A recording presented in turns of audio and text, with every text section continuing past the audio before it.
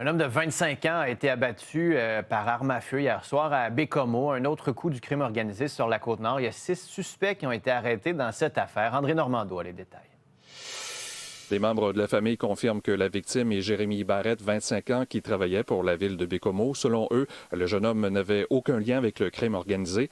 Après la découverte du corps vers 17h30 hier soir derrière les galeries Bécomo, les policiers de la Sûreté du Québec ont lancé une vaste campagne de ratissage et de recherche pour retrouver les auteurs de ce meurtre.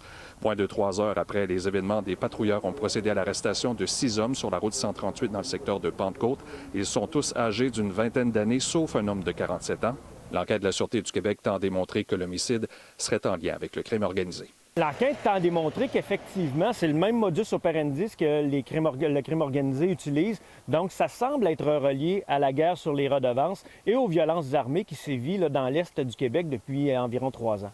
C'est rassurant pour la population de voir que les policiers ont été très proactifs et que les présumés auteurs de cet assassinat-là sont maintenant derrière les barreaux.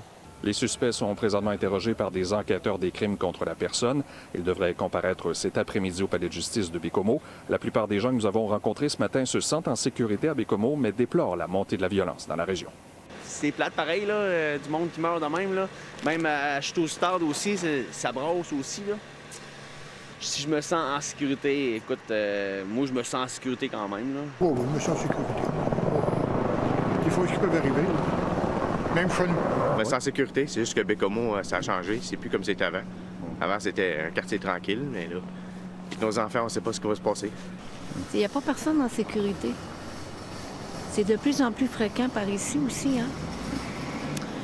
Ça fait partie du stress qu'on vit maintenant. La ville de Bécomo émettra une courte déclaration un peu plus tard aujourd'hui. Selon nos informations, le dernier homicide à avoir eu lieu sur le territoire de Bécomo remonte à 2004 avec le meurtre de Sylvain Morin par son colocataire. André Normando, TVA Nouvelles, Bécomo.